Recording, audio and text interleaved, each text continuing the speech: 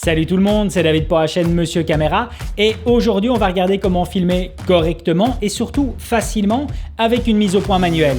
C'est parti!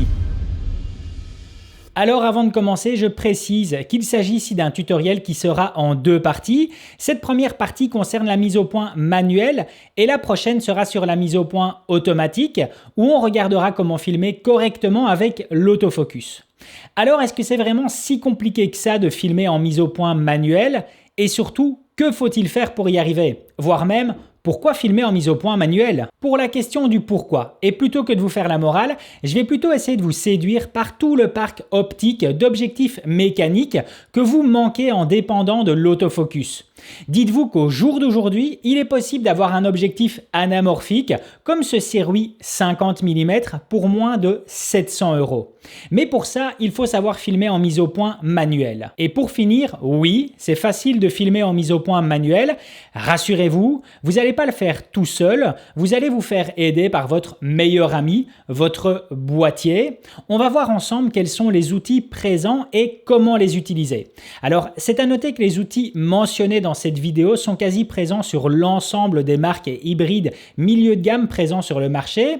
Ici, je suis avec le Fujifilm X-T3, un boîtier sorti il y a un peu plus de 2 ans maintenant. N'hésitez pas à consulter votre manuel afin de trouver ces outils dans les menus de votre caméra. Bon, on va directement y aller. Le premier outil sera l'indicateur de distance, vous donnant la position de votre mise au point. Je vais activer celui-ci à l'écran. Je vais directement faire l'enregistrement sur mon Atomos. Je vais dans mes menus. Je vais directement ici dans ma configuration d'écran. Je vais sélectionner l'affichage réglage personnalisé et je vais sélectionner témoin distance manuel focus. Et alors ici, si je reviens à l'affichage de mon écran, j'ai à présent une petite barre sur le dessus des informations de ma vitesse d'obturation et de mon ouverture ainsi que des ISO qui m'indique directement une échelle, une distance en mètres sur laquelle j'ai un point de repère qui va directement me confirmer à quelle distance se situe ma mise au point. Si j'ai une mise au point nette à 1,5 m, à 2 mètres, à 3 mètres, à 5 mètres, à 10 mètres, voire même directement à l'infini. Et ça, c'est vraiment un indicateur très pratique car déjà, pour celles et ceux en tout cas qui veulent pratiquer la mise au point manuelle et puis qui surtout n'ont pas envie de mouliner dans le vide sans cesse, eh bien vous savez directement en un petit tour savoir si vous allez directement vers une mise au point proche ou plus éloigné. Ici, je sais directement voir que je reviens sur une mise au point beaucoup plus proche. Je reviens ici à 1 mètre, alors que si je refais dans l'autre sens, je m'aperçois directement que je vais dans une mise au point beaucoup plus éloignée. Et ça, c'est vraiment important, en tout cas, d'avoir ce repère qui va vous permettre, comme je le disais, d'éviter de mouliner dans le vide. Alors, en supplément à cette échelle de distance, vous allez voir qu'on sait aussi y ajouter un outil supplémentaire.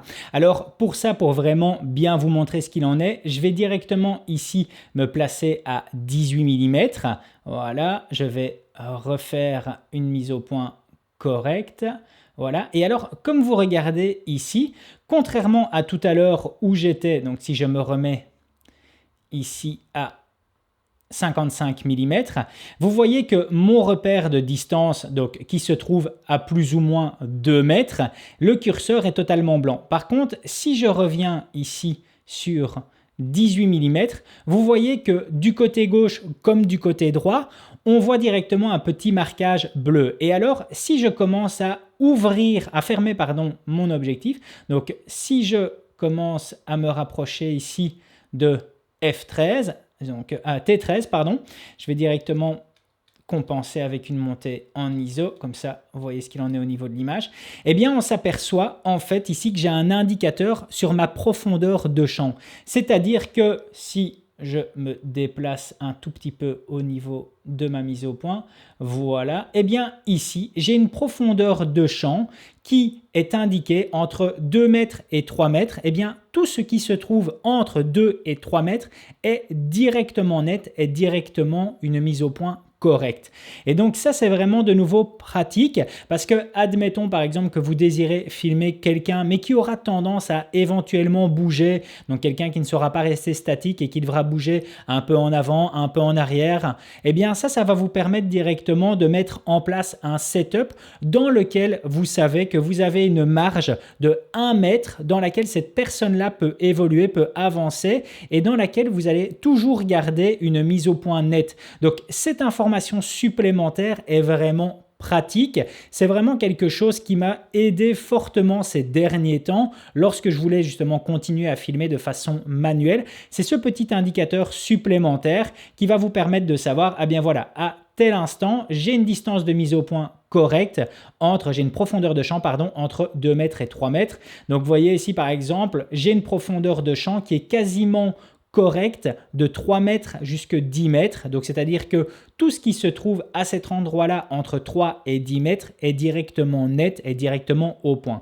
Et ça, c'est vraiment très pratique. Autre avantage aussi sera lors de l'utilisation justement sur gimbal, sur stabilisateur, car de nouveau, ça vous permet directement de connaître la distance dans laquelle vous avez justement quelque chose de net. Et ça, de nouveau, lorsque vous désirez justement filmer quelqu'un avec un objectif manuel, eh bien ce repère va vraiment être pratique. Alors, ce qui est intéressant à mentionner, c'est que cette information ici qui est digitale n'a rien en fait d'original parce que c'est déjà quelque chose qui était repris en fait sur les anciens objectifs qui a disparu à ce jour.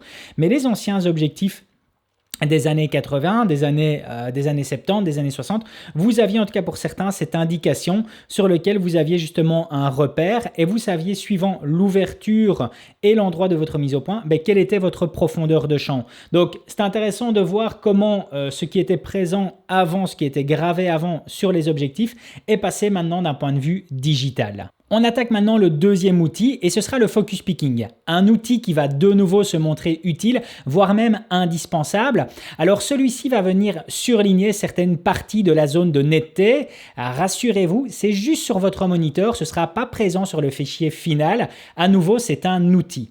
Je vais l'activer et voir ce que ça donne. Donc ici, je vais directement aller dans mon menu. Je vais sélectionner la zone qui est en référence avec la mise au point manuelle et la mise au point automatique. Et je vais aller donc dans l'assistant de mise au point et je vais sélectionner ici, voilà, picture, donc haute, rouge. On va directement sélectionner ça. Donc là, j'ai sélectionné un focus picking de couleur rouge.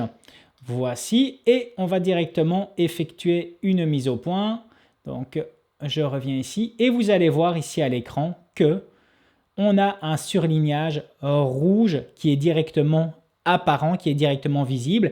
Eh bien ça veut tout simplement dire que tout ce qui est surligné de rouge est directement net. Alors par contre, j'aimerais mentionner quelque chose. Vous avez vu que ici, j'ai dit que j'ai sélectionné rouge parce que si je vais directement dans mon menu, je reviens ici sur les aides, assistant de mise au point, eh bien je sais sélectionner du rouge, donc avec différents niveaux, soit avec un niveau d'intensité plus faible et un niveau d'intensité un peu plus fort. Moi, je sélectionne haut ici. Alors, vous voyez, j'ai du rouge, j'ai du bleu, j'ai du jaune et j'ai même du blanc.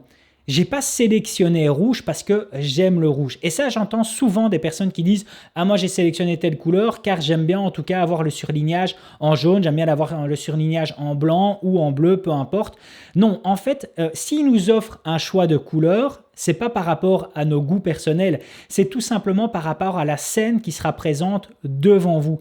Il vous faut un surlignage qui va contraster avec la scène. Alors, je vais vous montrer ce qui se passe. Donc, vous avez vu le résultat ici avec le surlignage rouge. Je vais maintenant basculer sur un surlignage blanc. Voilà, c'est activé en blanc et voilà ce qui se passe. J'ai aucun repère. Donc, c'est-à-dire que là, j'ai bel et bien le focus picking qui est actif, mais comme il est en blanc et que justement l'endroit, donc l'objet qui est le microphone Blue Yeti ici, est totalement gris, eh bien mon surlignage blanc ne se voit pas du tout. Donc en fait, le choix de couleur qui est présent, ce n'est pas par rapport à votre goût, mais c'est par rapport à la scène qui sera face à vous et sur laquelle vous allez devoir sélectionner une couleur qui va venir se contraster directement en fait avec l'objet en question. Alors, on peut encore booster au stéroïde ce focus picking. On va encore aller un peu plus loin et on va utiliser en fait un outil qui de nouveau est présent dans l'ensemble des hybrides du marché, qui est en fait l'outil de loop. Donc là, je ne vais pas aller dans le menu car j'ai directement assigné un bouton de raccourci. Donc voilà. Et ici, j'ai directement activé une loupe donc qui est ajustable. Donc c'est-à-dire que là, on a la zone complète. Ça, c'est ce que je suis en train de filmer. Et alors, je peux directement zoomer en fait dans mon image. De nouveau, rassurez-vous, ce n'est pas présent à l'enregistrement, c'est juste ici au niveau du moniteur de votre boîtier. Et donc, je peux moyennement zoomer ou je peux totalement zoomer. Et je peux évidemment me déplacer dans mon image. Et là, même chose, je peux réajuster au millimètre près directement ma mise au point, ce qui fait que là, je suis certain que même à pleine ouverture ici, donc à T2.9, eh bien, j'ai quelque chose de totalement net. C'est vraiment de nouveau quelque chose de très pratique et c'est quelque chose, comme je montrais, qui se déplace. Donc ici, je vais directement refaire une mise au point sur un objet qui est juste devant. Voilà, je vais directement zoomer, me déplacer. Je vais un tout petit peu regarder, un tout petit peu reculer au niveau de la loupe. Et de nouveau, eh bien voilà, ici je sais directement ajuster et j'ai donc quelque chose qui est net au niveau de ce deuxième objet qui se trouve sur le côté. Donc c'est quelque chose que je conseille fortement, c'est d'utiliser justement cette loupe, surtout en tout cas si vous désirez commencer à filmer des objets en macro par exemple, eh bien là de nouveau c'est quelque chose qui va vraiment être utile car vous savez ajuster au millimètre près en tout cas votre mise au point avec la loupe en supplément du focus picking. Alors oui, si vous aimez ce que vous voyez aujourd'hui, n'hésitez pas à me le mettre en commentaire ou à mettre un petit pouce bleu, ça fait aussi toujours plaisir. Donc comme vous pouvez le voir, avec l'utilisation de l'ensemble de ces outils combinés, la mise au point manuelle devient tout de suite beaucoup plus facile et accessible. Alors un élément reste encore à mentionner.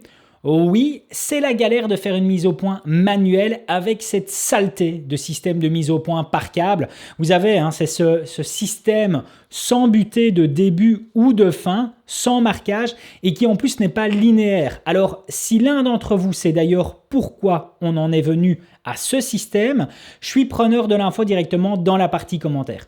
Bref, par rapport à ce problème, il y a une seule solution. La pratique et encore la pratique.